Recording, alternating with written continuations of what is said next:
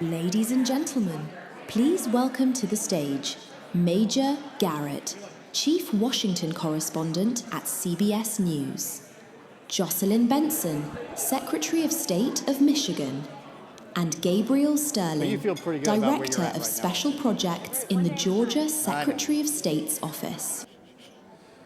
Introductions sound so much better with a British accent, don't you think? By the way, ladies and gentlemen, I deal in observational facts, quick observational facts. Secretary Benson takes a much better picture than either I or Gabe do. Okay. Point of personal privilege, Dave was kind enough to mention my mother was a poll worker. She was also an executive with AT&T in the 1960s, which was an unusual thing for a woman in America. So my mother left her job as an executive, a long-distance engineer, every election to work the polls, just up the street from the house I grew up in. More importantly, my eldest daughter, Mary Ellen, is now an election worker. This is a continuous process in our country.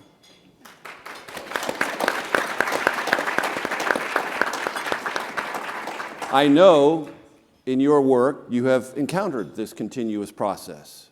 Families handing off to families, not the burden, the pleasure, the joy, the participatory relevance of watching our constitutional republic function in a democratic process. So my mother taught me, it's what she taught my eldest daughter, and I'm sure our family will continue to do that work. So thanks for indulging me with that. I want to ask you both this question.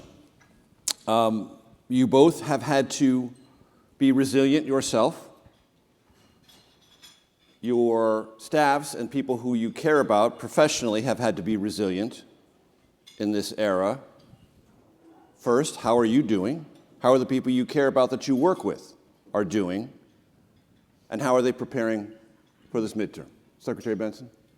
Well, thank you, Major, for your family service as well, the multi-generational commitment to democracy and defending democracy in all its forms. I think it really underscores what so many of us here tonight are gathered to both celebrate but also find alliance with, myself included. And what I've seen in terms of the impact of the challenges facing democracy, which hit those who personify democracy, our election officials, the hardest, is enormous resilience and increased commitment and dedication to the work, because every attack reminds you of why the work is so important, why it matters.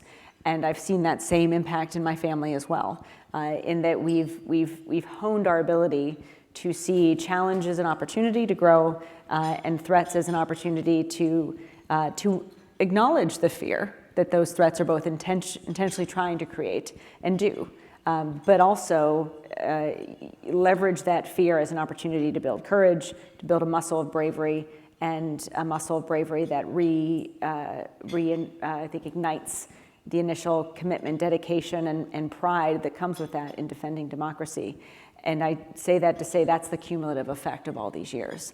I think my family, and we're now even more committed, more pride, see it is even more of an honor than ever before to continue to do this work in all its multifaceted forms, defending the rule of law and that fundamental value in our Constitution that the will of the people should rule the day. Gabe? I'm personally doing great. I got an 8-month-old baby at home. So. And for those of you who've seen the pictures, you can say he is objectively cute.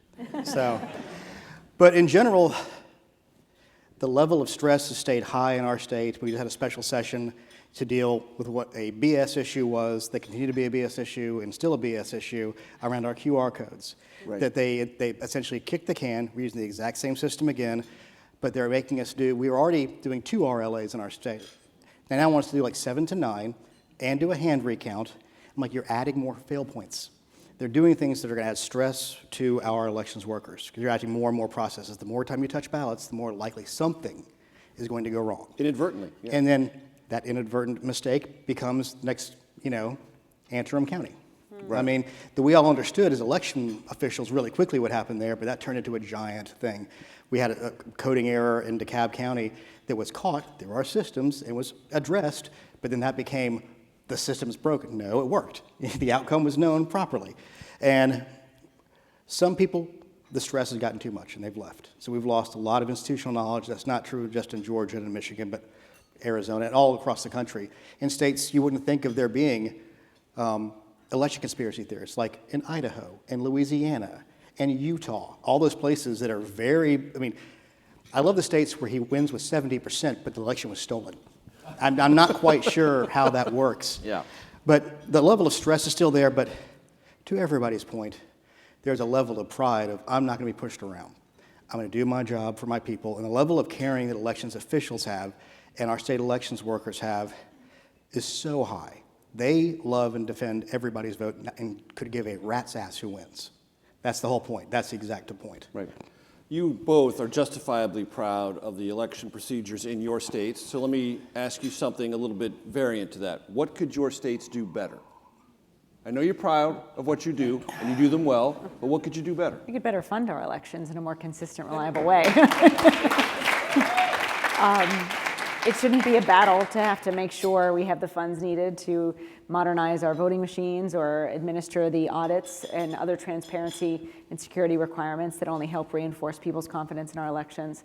So certainly we all know our federal government could do a better job too of funding our elections, but in the absence of that investment, states can consistently and reliably fund them. And I don't know if you found, if you're fighting those same battles year Is there after year anything, in Madam Georgia, but Secretary, we are- beyond money yeah. that your state could do better, that you I think mean, about? Funding is the, I think, gosh, you know, I've been overseeing our elections now for almost 8 years, and I'm really proud. We're ranked Right. #2 in the country behind I'm not Maggie. asking you to admit an So, own goal, New but anyone who looks Mexico. at the system I think says- I'd like to see a Voting Rights Act, a state Voting Rights Act also enacted in Michigan with the evisceration of the federal Voting Rights Act. I think one of the things we could do better at the state level is supplement the protections that the federal Voting Rights Act at its best were able to provide and enact laws in Michigan that would cover those protections in a way that the federal law now no longer does. Gabe? Mine gets deeper into the weeds of our legislative side. We have a lot of basically zombie laws left on the books that conspiracy theorists use to then attack the system. And there's a lot of times the law, when you write something and 12 years later, something happens you could not possibly have thought of. We have laws that are conflicting with themselves still that we need to fix.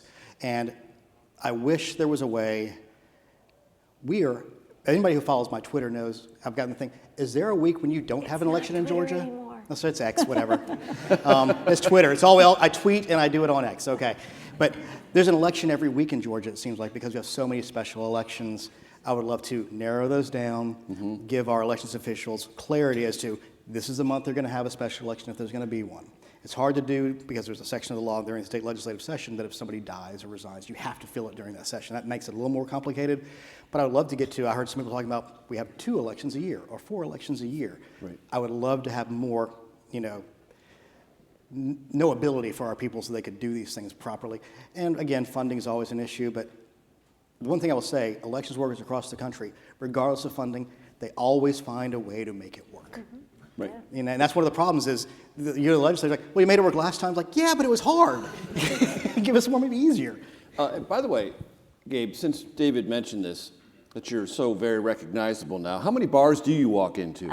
I thought I thought that same thing. I'm like, how many times does he see me walk into a bar? And when I'm with David, so it's a lot. So, I mean, I'll say this too. Somebody asked me what happened after 2020 that was different in your life. I did not drink brown liquor before 2020, and I blame David Becker for this, for introducing it to me. But it's even today, even yesterday when I was flying here, the young African-American attendant who checked my bag thanked me for what we did for Georgia. There you go. That is how deep down this goes. So, in your space, as elections approach, you always have a log of things you anticipate and things you should maybe can't anticipate but are nervous about, like the knowns and the unknowns. What's yours, Madam Secretary? Well, the variables are just how many levers, how low are we going to see, frankly, folks at the federal level stoop to try to undermine our ability to just run secure and fair elections. I mean, even we see in the news today that the chatter about the federal law changes that would potentially have to be implemented in advance of this year's elections in 4.5 months or sooner in the case of primaries. So that the unknowns are that, but it's really to the extent that those are unknowns, it's unknowns that we have a responsibility to protect against by helping to create a narrative, not create a narrative, but help help further an ecosystem that gives voters the clarity and the confidence and the certainty that so many of the attacks, particularly at the national level, try to disrupt. And so the way we bifurcate or protect against these variables is essentially to try to rise above them and create constancy and a sense of clarity for our citizens and for our voters, that no matter what, their vote's going to count, they're going to be able to participate, because we know so many of the tactics to undermine democracy aren't just adding laws to make it more difficult to vote, but creating confusion around the process. And so our job is to see that confusion as the variable, and our constant in response can be, and our plan in response, which is very much a plan of protecting election security, is provide constancy of security and information about how to vote, how to participate, and to give people confidence that despite all these attempts to undermine elections, we've consistently been successful at protecting the system against them and protecting people's voices and votes. Gabe, known and unknown? Well, we get it from both sides. I mean, we do list maintenance, and all of a sudden we're getting sued over being a purge. You know, being a what? Sued over being a purge of the wrong people. We get sued every single time we do it, even if we do a great job, and go through the normal processes outlined by the National Voter Registration Act. Like today, the Postmaster General said they're not going to deliver, absentee ballots unless states hand over data. I've pretty much checked the law. If you put a stamp on it and it gets put in the postal system, they don't get to hold on to stuff. That's against the law. So a lot of these things they throw out there are intended to intimidate and scare and let people expend energy. I can't tell you how many times elections officials call me going, are we going to change our system? We're going to have to do this or that. Don't worry about it. Right. Keep doing what you're doing. Right. The important thing, and one of the panels earlier, was blocking and tackling.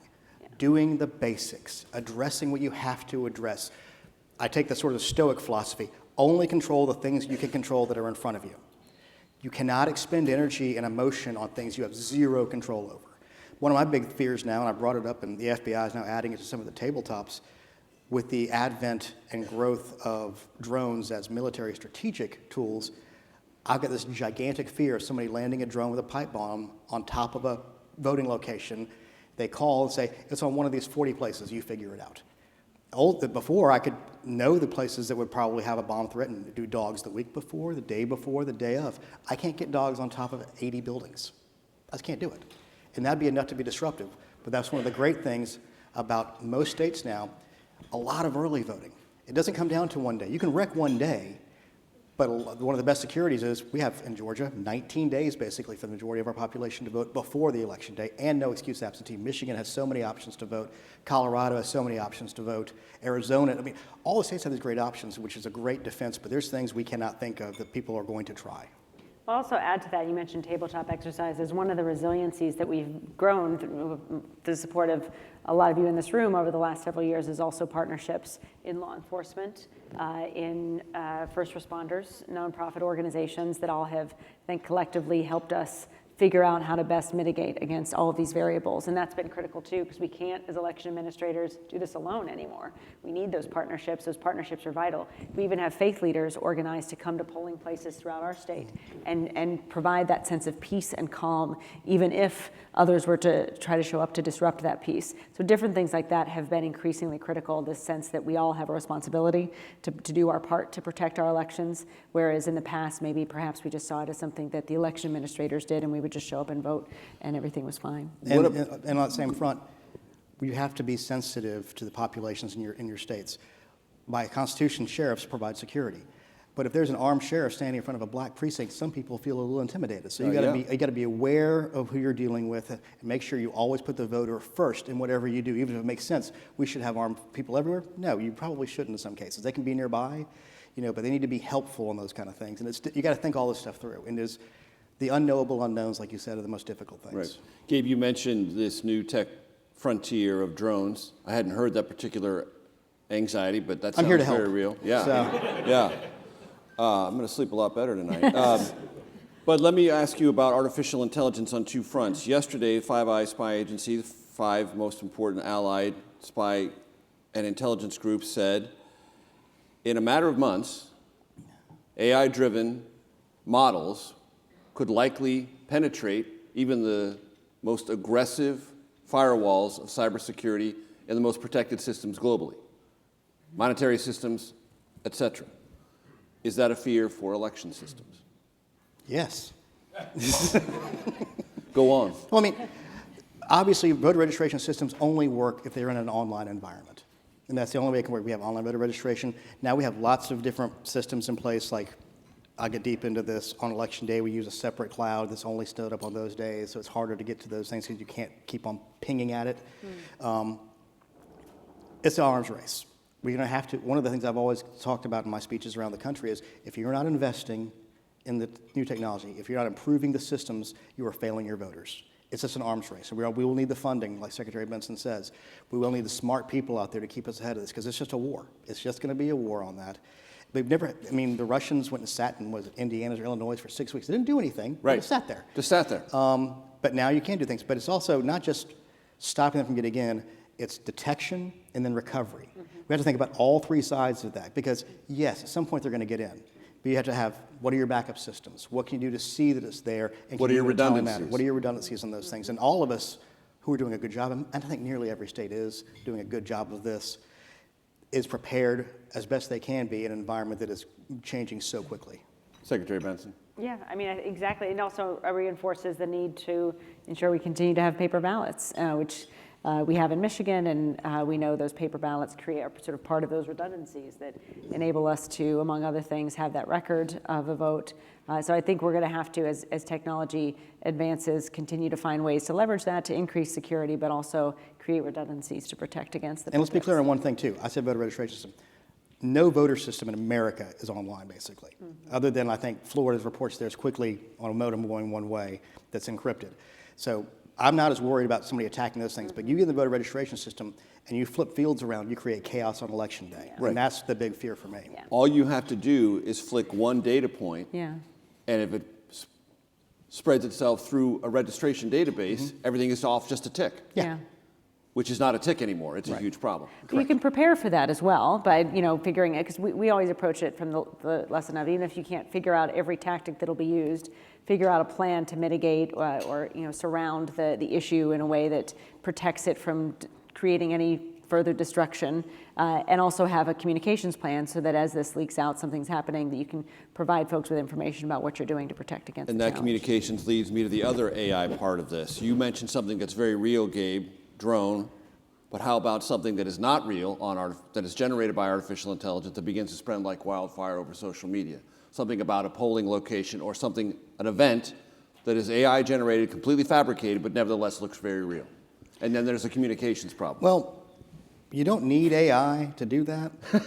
I'm from Georgia, and we had this thing called State Farm Arena, and that we explained over and over again. Yeah. It didn't require AI. Now, AI can make, you can usually see AI, but does it matter? If you say a narrative of something, you can use real stuff and show it that way.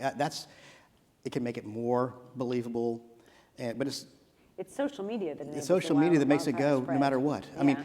to this day, on my X feed, Secretary, I get people asking, well, what about the pipe burst and the Right, the suitcases burst. of ballots? I'm Yes. like, guys, I'm not talking about this anymore. Yeah. So- Yeah, I mean, I'll add, we have, since 2020, where we implemented this, have always had a field team in place to make sure we have someone within 5 to 10 minutes of a polling place, so that if we hear anything, we can immediately send someone there who has eyes on the issue and can either address it right there or debunk it or de-escalate, no matter what is needed. And so I think that is also going to continue to be really important, to consistently have someone who can just go to a place, get eyes on it, and then develop a mechanism to get the information out, whether it's on social media, through the media. And that's something that we scenario plan heading into elections. And again, we've done this since 2020. We have a now seasoned field team that just checks in throughout the day. And the upside of it is that field team can also visit precincts and do good things like bring cookies or make sure that people are having a good time, and or report on wait times if there are any significant ones that can be mitigated, which I know you guys track as well. I've been in this space for quite a while. I'm sorry, we don't have wait times on election day, so. And I've talked to lots of voters about this, and there are, as David mentioned, opportunists, grifters, malevolent actors who lie for all sorts of different motives. In But there's politics? believe it or not. But there's also a sort of swath of America that's uncertain, that sort of looks at these systems as kind of black boxes. They know they care about their vote. They're not sure what's in there. They don't really know. And when someone asserts to them something that sounds plausible, that creates for them uncertainty, they don't jump at it, but they're nervous about it. And it's a huge communications challenge because they don't know where to be, and suddenly they're nervous about something. And I've interviewed lots and lots of people in this category. They're not malevolent, they don't hate America, they don't hate democracy, but they're nervous. And that's a huge communications challenge. I know you've both dealt with it. What's worked, what hasn't?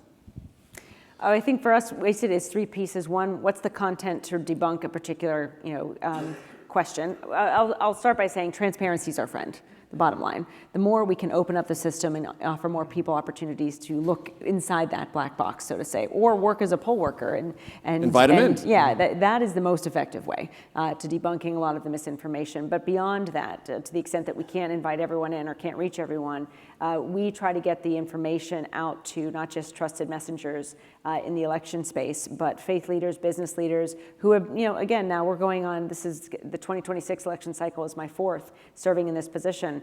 We actually have a network of people in different sectors, academics, teachers, law enforcement, who know where to go now to get information and can proactively help spread it. The third piece, so the first is the content, getting that out there. The second is getting it out through trusted messengers and developing that trusted messenger network. The third is the most difficult, which is the how. How do you get that information out in a way that will reach people who have been misled on social media? Do you use social media to get that out? Is that just as problematic? And that's the one thing that I think is a big unknown going into this election cycle, particularly how are people getting their information, who is getting their information what way, and how can we then connect the trusted information with the trusted messenger to the most trusted method of getting that information to someone. And Gabe, you were calling out malevolent actors in Georgia and elsewhere in 2020. But you know from your own personal experience, I'm sure, that there were Georgians who were just uncertain and they didn't know what to believe and they got dislodged in a way they didn't expect to. And that creates a communications challenge for you and everyone in the space. Or did it not? There are savable souls. Here's the reality. There are people who have questions. They're always going to have questions. Some of the feelings and thoughts we based on the outcome. As long as my guy won, obviously it was a great system. But after 2024, we did polling and it showed 85% of conservatives trusted the outcome and 80% of liberals did. So they fell, and it's the normal way, not the way Republicans fell, obviously. You just got to keep on pounding the rocks. And you got to keep on telling the story over and over again and over and over again and never backing down. Because if you give an inch, then they take it all. I mean, to the Secretary's point earlier, radical transparency can also be turned on you sometimes. So we've kind of measured how we do that. We put all of our ballot images online. So if you really want to go through and count every one of those damn things yourself, you can. We have a data hub that goes up for every election, every large election, that shows you the counties, how many people have voted, how many absentee ballots have been requested, how many have been rejected, how many have been accepted. Every day we have it. You can break it down by race, gender, age. And it's there every single day, and it's updated about every hour and a half. So we've pushed that information out there all the time. It is hard not to know what's going on if you want to. But most people don't want to. Most people want to take their kids to school. They want to go grocery shopping. They want to go to church. They want to watch the World Cup. They want to watch the Phillies lose. Those kind of. I'll beat him to the punch, or the Padres lose. I'm just going to beat him to the punch. But I mean, the reality is you can't get to everybody all the time. And that malevolent section has every financial and level of importance in their life to do the lying constantly. And the problem is, I think there's a good section of those who actually believe it. And no matter what you show them, and there was a guy who was a lawyer, and we showed him, and Ryan told me this story, Ryan Germany, that he was an attorney, he came in, and we showed him, okay, this is what I think. Then you show him, that didn't happen. Okay, I get that one's fraud. Then this, and like 5 different things. And then at the end he goes, I just know in my heart they cheated. I can't get over, I know in my heart they cheated. There's no way to do it. But you got to keep on telling the truth and keep pounding away at it and stand in faith and stand as strong as you can. Before I let you go, and before we wrap up, David mentioned that this current Justice Department is the losingest law firm in America. In your space, is that good or bad? Meaning the investigations, the lawsuits, even though they fall short, is it good that they've fallen short and the record reflects clearly that the evidence didn't meet the allegation and it's now done and dusted? Or does the mere incident of investigation, subpoenas, confiscations, lawsuits, even if they don't go as far as those who filed them would prefer them to go, is bad enough in itself. Yes and yes. I mean, yes, it is great that the court system has held that the rule of law has been able to rule the day. And I think it's also in part of not just attorneys, but state and local election officials who have challenged unjust laws or stood up and said no when we've known it's not required or even legally possible to hand over private data of voters and all of these things. We know saying we'll see you in court and then winning in court is the work right now. But at the same time, that doesn't mean the harassment and the threats that emerge from these false allegations that reverberate make around it any easier. And it's certainly, again, I see the attempts to undermine democracy are on two parallel tracks. One are the actual attempts, in this case, the investigations, the lawsuits, which among other things, even though if you win every one, as we've consistently done since 2020, it's money, it's time away from doing the work you signed up to do, and it's the narrative, which is the second parallel track, which is so much of the work to undermine democracy is about creating this narrative that democracy can't be trusted, so that even if you lose in court, people have lost so much faith in the system that they give up on it and walk away, which we know when it comes to undermining democracies writ large in the history, it's when citizens lose faith in their democracy that democracies die. And so you can win all the lawsuits in the world, but if they have caused the citizens to not believe in their power of their vote anymore, then you've won. Or the Justice Department's ill-fated attempts to do this have won. And so, yes, we need the court system to hold so we have the law to hold on to and sustain us to protect the actual elections process. But we also have to win the narrative war as well and help people ensure they can have sustained confidence in our elections. And that's why we can't give up on those, quote, lost souls. We have to keep ensuring that we're getting the information out there because the truth is on our side here. And the law is on our side and history is on our side. And we, as folks in this space, can't give up on our responsibility to fight the narrative war as well because that's going to be critical to ensuring ultimately our democracy does hold and prevail. Gabe, you get the last word. Cool. The reality of this is every time they lose, they stack it like cordwood. So in every mid-cycle election, the party in the presidency loses seats in Congress, other than one time in my lifetime. My Republicans, my team, are going to lose seats. But they're going to say, if we'd won these lawsuits, if we'd passed the Save America Act, if we did all these things, we would have won. And that's what they're building towards. So it's a win-win either way. For them. For them. And it's a win-win either way for us because we still are winning on the side of the rule of law. And I think that if you look at the polling numbers, the intensity is increasing with a smaller number of people. But the questioning of it, I mean, after a while, like David said, tomorrow and tomorrow and tomorrow. And they always think it's coming, but we have ballots so that we can avoid bullets. That's what this comes down to at the end of the day. So we have to win. And we will win. I have every bit of faith in the American people, every bit of faith of everybody in this room, every bit of faith in those voters, every bit of faith in those elections workers. They will show up, they will do their job, we will have a count, we will have an outcome a little later in California than it ought to be, and we will have an election that we can trust and know is real. Time, manner, and place. California does it. To the people. California does it its own way, Georgia does it its own way, Michigan does it its own way, and that's the way it ought to be. Round of applause for Jocelyn Benson, Gabe Sterling. Thanks, everybody.